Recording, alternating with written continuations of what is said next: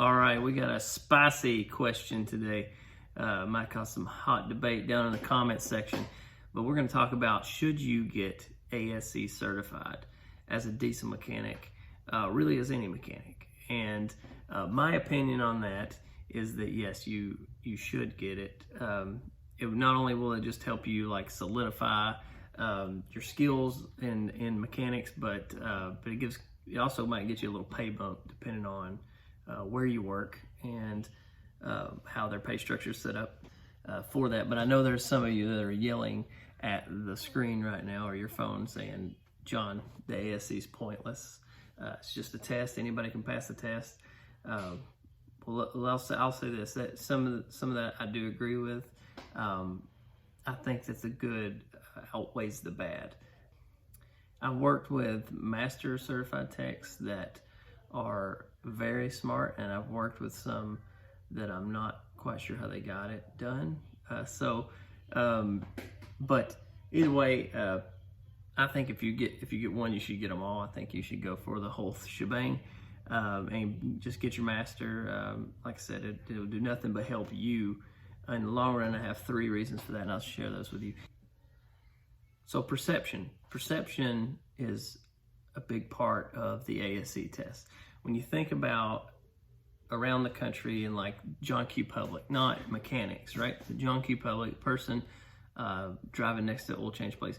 The ASE insignia has gained a lot of trustworthiness. You see that a lot of people are accepting it as like a standard for mechanics. And that's a big deal. That's a big deal not only to you, but to the company you work for, them having that trust in society. So, that's a big deal for them, as if they want customers coming in. Another thing too, though, if you're working for a company, the HR department. Like if you're working so I work for a lot of municipalities, right, that they pay extra for you to have the SE.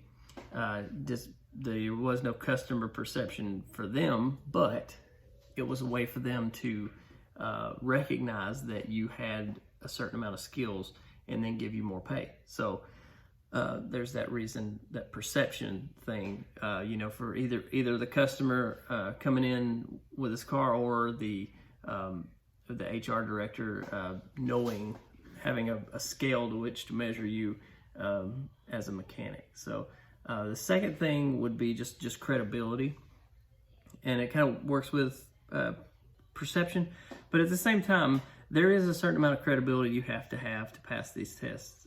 They're not super easy. They are confusing, and there's some tricky questions. A lot of mechanic A and mechanic B, the classic conundrum of question. Some of those are real difficult because you can get half of it right and get half it wrong, get the whole answer wrong. So there is a certain level of frustration there with the questions. But all in all, you have to know something to pass these tests. You can't. You need to. Study has a lot to do with it, but also experience. I know I was able to answer a lot of questions based on experiences that I'd had in a shop, with different, areas. And then the third reason is just if there's any pay increase involved, not only do you make more on average as a diesel mechanic or a regular mechanic being ASE certified, even if your company doesn't give you an incentive to go after it. I've worked for companies that paid 15 cents more an hour for all ASEs, to have a master, having 8 ASEs in truck or car. And I've also worked a place that paid $5 more an hour. So you got both ends of the spectrum, different values for different companies. I worked for a company that had their own program.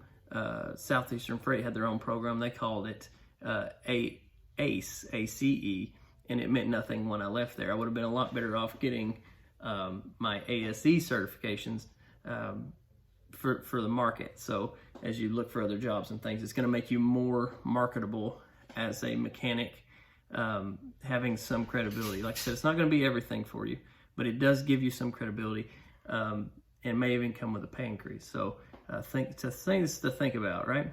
And to take it from a guy like you had us a few, I'm a master certified ASE truck technician. I have a couple automobile. I have emergency vehicle technician certifications. A lot of stuff over the years that I've got.